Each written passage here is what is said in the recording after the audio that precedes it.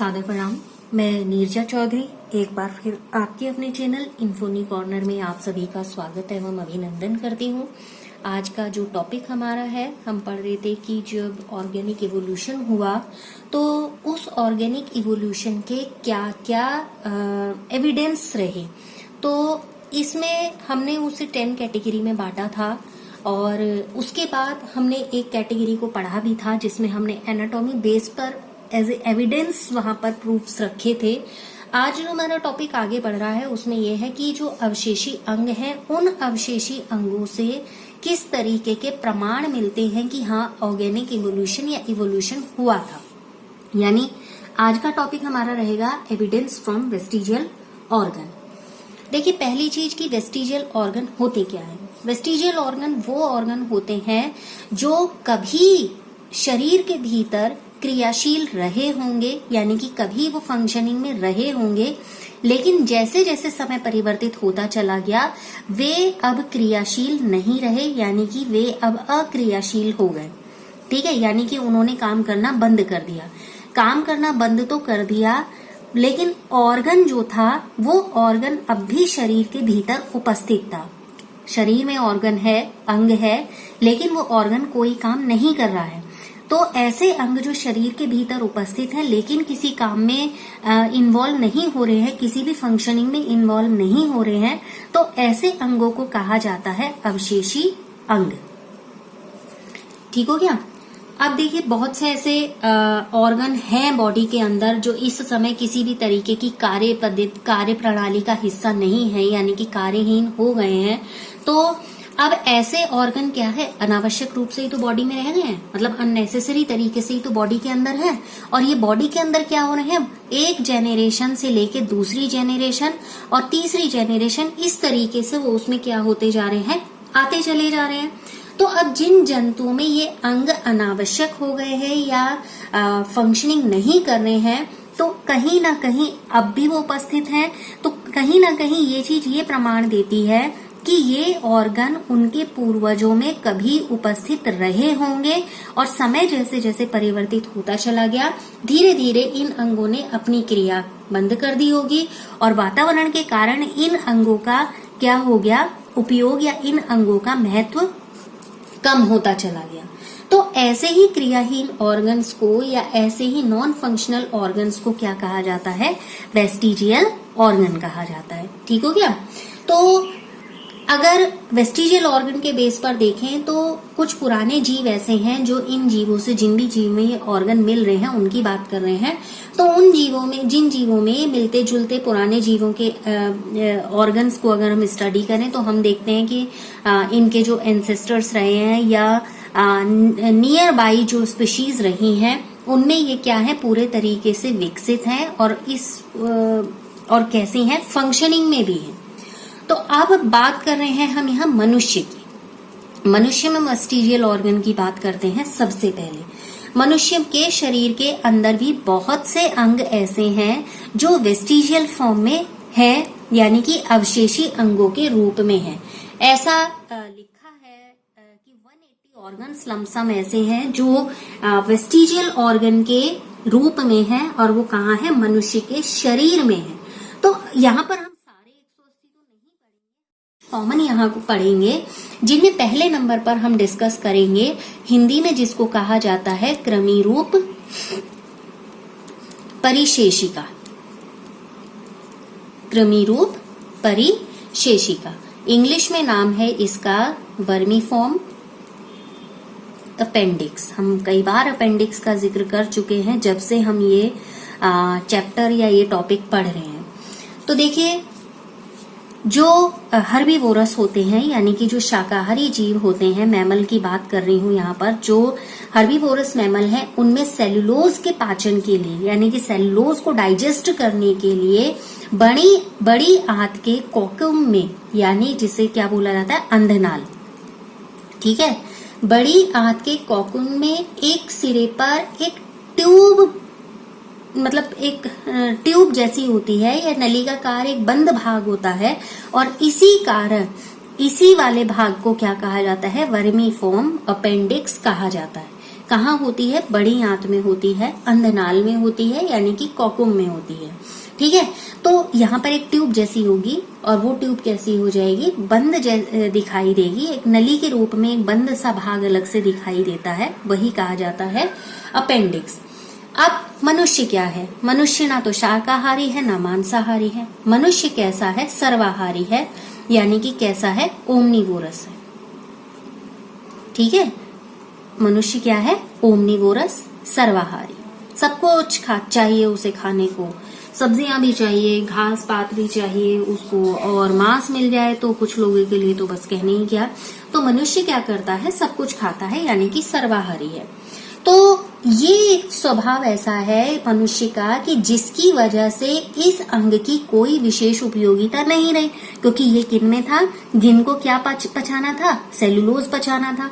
अब सेलुलोज किस में था? जो शाकाहारी थे उनमें था, मतलब जो शाकाहार भोजन ग्रहण करते थे तो उस शाकाहार में था। तो मनुष्य तो क्या हो गया? सर्वाहारी हो गया, वो तो मांस भी खा रहा है, सब कुछ खा रहा है। तो ये जो अपेंडिक्स थी, वर्मीफॉर्म अपेंडिक्स थी, ये वर्मीफॉर्म अपेंडिक्स क्या हुआ? ज्यादा उपयोग में नहीं रही, क्योंकि मांस भी चल रहा है। तो अपेंडिक्स का तो काम सिर्फ क्या था? शाकाहार को जो सेलुलोज है उसको बचाना। तो जिसकी वजह से अपेंडिक्स कैसी रही? एक अवशेषी अंग के रूप में रही। अब ये कहाँ पर मिलती है? जो वर्मीफॉर्म अपेंडिक्स की बात करते हैं, ये वर्मीफॉर्म अपेंडिक्स जितने हर्बीवोरस एनिमल्स होते हैं, जैसे क्या हो गए? बंदर हो गए, खरगोश हो गए, गाय हो गई, इनमें ये अपेंडिक्स एक्टिव होती है। ठीक है, तो इनमें ये अपेंडिक्स क्या है? एक्टिव है, क्योंकि ये क्या है? शुद्ध शाकाहारी जंतु है और सेलुलोज का पाचन जरूरी है, क्योंकि जानते हैं प्लांट्स में क्या होता है? सेलुलोज होता है। तो उसके डाइजेशन के लिए ये अपेंडिक्स जो है काम करती है, तो उनमें अपेंडिक्स फंक्शनिंग फॉर्म में मिलती है। ठीक है, अब बात करते हैं दूसरे ऑर्गन की। दूसरा ऑर्गन जो हम पढ़ेंगे वो है हमारा टेल वर्टिब्रेट, वर्टी। ठीक है, टेल वर्टिब्रे क्या होगा? जिसे कहा जाता है पुच्छ कशेरुकाएं, पुच्छ कशेरुकाएं। देखिए, मनुष्य में पूंछ तो होती ही नहीं है, मनुष्य जंतु जरूर है, लेकिन जानवर की कैटेगरी में आता है, एनिमल की कैटेगरी में आता है, लेकिन उसमें पूंछ तो होती ही नहीं है। लेकिन जो उसकी वर्टिब्रे होती है, उस वर्टिब्रे के लास्ट में स्किन के नीचे, ठीक है, उस वर्टिब्रे के लास्ट में स्किन के नीचे 4, ध्यान से सुनिएगा, 4 क्या होती हैं? कॉडल वर्टिब्री होती है। कॉडल समझ रहे हैं? कॉडल मतलब पुच्छ से संबंधित। ठीक है, कॉडल वर्टिब्री होती हैं। अब ये वर्टिब्री मिलकर एक बड़ा अस्थि भाग बनाती हैं। 4 कॉडल वर्टिब्री मिल जाती हैं और एक बड़ा अस्थि भाग बनाती हैं, जो क्या होता है? कॉक्सिक्स कहा जाता है जिसको। और जब मनुष्य किसमें होगा? एम्ब्रियोनिक स्टेज में होता है, यानी कि भ्रूण अवस्था में होता है, यानी कि जन्म से पूर्व की हम बात कर रहे हैं। जब भ्रूण अवस्था में होता है तो उस समय हम जब एम्ब्रियोलॉजी पढ़ेंगे तो आप देखेंगे कि उसमें मनुष्य में पूंछ स्पष्ट दिखाई देती है, यानी कि भ्रूण अवस्था में पूंछ स्पष्ट दिखाई देती है। तो जो ये कॉडल वर्टिब्री है, कॉडल वर्टिब्री का पाया जाना इस बात को इंडिकेट करता है कि मनुष्य के जो पूर्वज रहे हैं वो मनुष्य के पूर्वज कैसे रहे थे? ऐसे थे जिनमें पूंछ क्या थी? उपस्थित थी, यानी कि कभी मनुष्य के पूर्वजों में पूंछ उपयोग में लाई जाती थी और उनमें वो उपस्थित थी। वैसे भी हम जानते हैं कि हमारे जो पूर्वज हैं वो किनको कहा जाता है? बंदरों को कहा जाता है। और अब बहुत डिटेल में नहीं जाएंगे कौन से बंदर, और ये वो कॉमन स्टेटमेंट पर आते हैं। तो हम देखते हैं बंदरों के क्या होती है? पूंछ होती है। तो यहाँ पर क्या है? ये बताता है, इंडिकेट करता है कि मनुष्य के जो पूर्वज रहे उन पूर्वजों के पूंछ थी, तभी तो वो भ्रूण अवस्था में स्पष्ट दिखाई दे रही है। ठीक है, तीसरा नंबर लेते हैं। तीसरा नंबर है हिंदी में जिसको कहेंगे निमेशक पटल। मैं दोनों नाम लिख दे रही हूँ जिससे कि देखने में और पढ़ने में आपको सुविधा रहे। कोशिश तो यही रहती है कि दोनों जो भी टर्मिनोलॉजी है उसका यूज किया जाए। निमेशक पटल को इंग्लिश में कहा जाता है निक्टिटेटिंग मेम्ब्रेन। हम इसका भी एक बार जिक्र कर चुके हैं अपने लास्ट जो भी सेशन रहे हैं उनमें। ठीक है, इसको कहा जाता है प्लीका सेमिन्यूलेरिस, ये भी कहा जाता है और ये भी कहा जाता है। ठीक है, अब देखिए क्या है निमेशक पटल या निक्टिटेटिंग मेम्ब्रेन का क्या काम होता है। अधिकतर जो जलीय जंतु होते हैं यानी कि एक्वेटिक एनिमल्स होते हैं, जैसे क्या हो गए आपके फ्रॉग हो गया है या कुछ हम इसमें ऐसे मैमल्स भी लेंगे जैसे बिल्ली हो गया है और कुत्ता हो गया है या कुछ पक्षी हो गए हैं, बर्ड्स की हम बात करते हैं, तो ये क्या करते हैं, ये अपनी आंख को कवर करने के लिए इस निमेशक पटल का इस्तेमाल करते हैं। ये क्या करते हैं, मनुष्य की आंख से मैं से दिखाती हूँ, जैसे हमारी ये आंख है और यहाँ पर एक त्रिकोणाकार सा, आप देखा होगा आपने, यहाँ पर एक त्रिकोणाकार सा लाल रंग का एक कैसा लगता है जैसे मांस का टुकड़ा सा है, वही क्या होता है, निमेशक पटल होता है। अब मनुष्य में ये क्रिया कभी क्रिया की होगी, क्योंकि इसका क्या काम होता है, जैसे जब पानी में एनिमल स्विम करते हैं, अभी मैंने 2-3 दिन पहले एक वीडियो देखा जिसमें क्या था कि वल्चर का दिखाया था कि वो अपनी आंखों को कवर करने के लिए एक झिल्ली का प्रयोग करता है, और वो झिल्ली क्या होती है, ऐसे उसकी आंख पे आती है, पलक ना झपकाकर वो झिल्ली से क्या करता है, अपनी आंख का प्रोटेक्शन करता है। ऐसी जब एक्वेटिक एनिमल्स होते हैं तो ये झिल्ली उनमें क्या काम करती है, आंख को कवर करने का काम करती है, और मनुष्य में ऐसी कोई जरूरत है नहीं, क्योंकि वो अपनी आंख की सुरक्षा किससे करता है, अपनी पलकों से करता है। तो नेत्र की सुरक्षा के लिए या आईज की प्रोटेक्शन के लिए निमेशक पटल क्या होती है, पाई जाती है, यानी कि निक्टिटेटिंग मेम्ब्रेन पाई जाती है। मनुष्य में कोई यूज है नहीं वर्तमान की अगर हम बात करें, तो इसलिए ये क्या हो गई है, वेस्टिजियल हो गई है। बस आंख के कोने पर, जैसे ये दिखाया, एक लाल रंग की तिकोनी झिल्ली के रूप में मिलती है, और इस तिकोनी झिल्ली को क्या कहा जाता है, प्लीका सेमिन्यूलेरिस। आ गई बात समझ? ठीक, अगली बात करते हैं। अगला इसमें है आपका जो हमें लेना है वो है विजडम टूथ। जब वो विजडम टूथ निकलता है तो कुछ लोगों को तो इतनी ज्यादा परेशानी होती है कि डॉक्टर तक को दिखाना पड़ता है, जिसे कहा जाता है अक्कलदाढ़। ठीक है, अक्कलदाढ़, और बड़े अजीब से इससे संबंधित लोग मतलब चिढ़ाने के लिए कहते भी, अच्छा अब अक्कलदाढ़ निकल गई है, इसका मतलब अब तुम्हें बुद्धि आ गई, जितनी बुद्धि तुम्हें आनी थी उतनी बुद्धि तुम्हें आ गई। ठीक है, तो बात करते हैं विजडम टूथ की। विजडम टूथ क्या है, ये है थर्ड मोलर, ये क्या है, थर्ड मोलर है। ठीक है, यानी तीसरा मोलर टीथ है, ये टूथ है, ये जो जितने भी प्राइमेट्स होते हैं उन प्राइमेट्स में ये एक्टिव होता है, फंक्शनिंग में होता है, लेकिन मनुष्य में इसका कोई यूज नहीं है। मनुष्य इसका किसी भी तरीके से कोई प्रयोग नहीं करता है, सिर्फ एक किंवदंतियां टाइप की रह गई हैं। तो अधिक आयु में निकलने के कारण, जब बताइए अक्कलदाढ़ क्या होती है, सबसे बाद में निकलती है, और काफी एज हो जाती है उसके बाद ही अक्कलदाढ़ निकलती है। सबसे पीछे की तरफ जो जबड़े में टीथ होते हैं उनकी बात कर रहे हैं, उसको अक्कलदाढ़ विजडम टूथ कहा जाता है। तो मनुष्य में इसका कोई यूज है नहीं, तो जिस वजह से ये कैसे ऑर्गन के रूप में रह गई है, वेस्टिजियल ऑर्गन के रूप में रह गई, और निकलती जरूर है। आ गई बात समझ? तो ये तो थे 4 जो हमने ये पढ़े। इसके बाद भी कुछ और हैं, जैसे मनुष्य की जो स्किन है उस पर बाल पाए जाते हैं, बॉडी हेयर इसको हम कहेंगे। एक्चुअली ऐसा है ना, जो रिसर्चेज लगातार चलती रहती हैं, और ये रिसर्चेज ये बताती हैं कि फ्यूचर जो हमारा होगा, यानी कि मनुष्य का जो फ्यूचर होगा, उसकी बॉडी पर बाल बहुत कम पाए जाएंगे।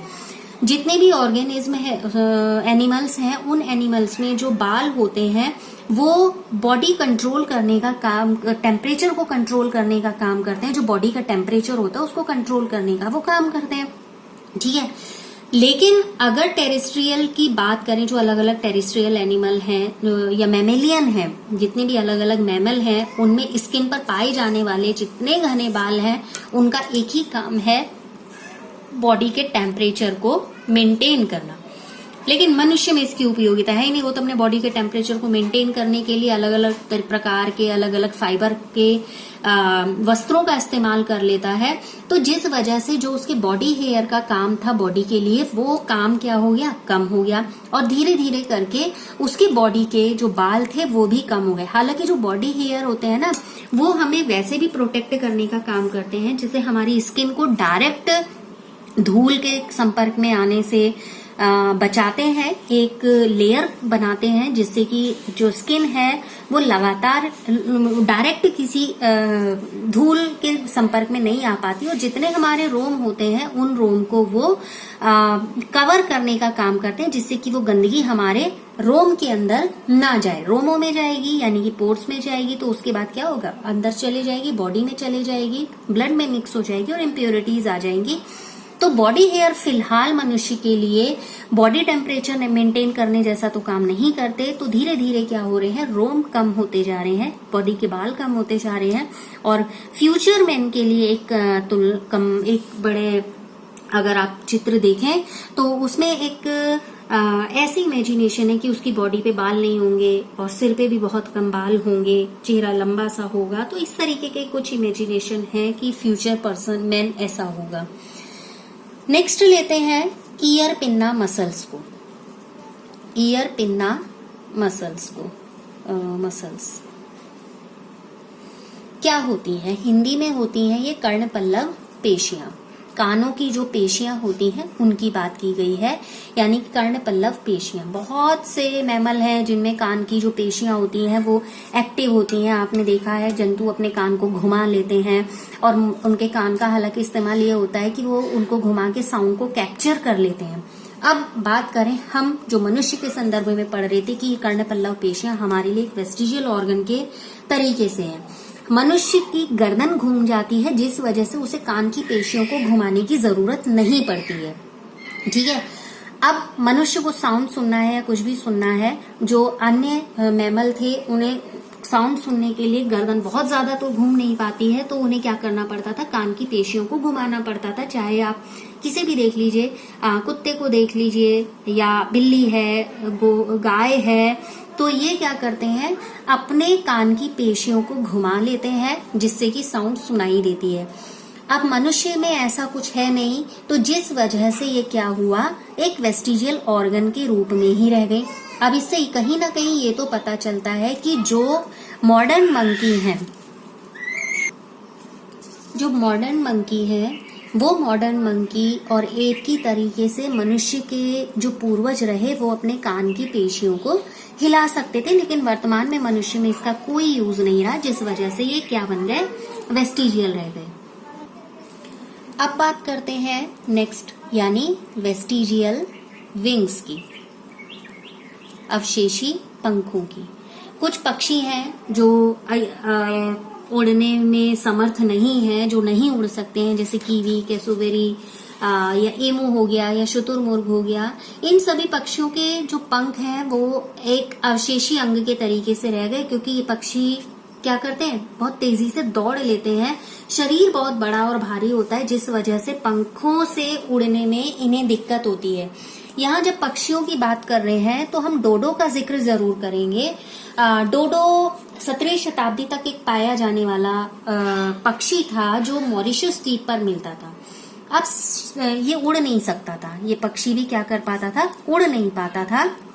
अब 1681 में ये पूरे तरीके से विलुप्त हो गया। विलुप्ति का क्या कारण रहा, क्योंकि डोडो अभी कुछ समय पहले भी चर्चा में रहा। दरअसल जो मॉरिशस है वहां पर डच जब आने लगे 17वीं शताब्दी में, तो हालांकि वहां पर जो कुछ एनिमल्स नहीं मिलते थे उन एनिमल्स को लेकर भी हुआ है, जैसे मैकॉक मंकी भी था, कुत्ता भी था, बिल्ली भी थी, तो बहुत से जानवरों को वो लेके आए। डोडो क्या था कि डोडो की विशेषता एक तो ये थी कि इसका वेट बहुत ज्यादा था, 20 kg लमसम वेट था, और लगभग 3 फुट के आसपास इसकी ऊंचाई थी।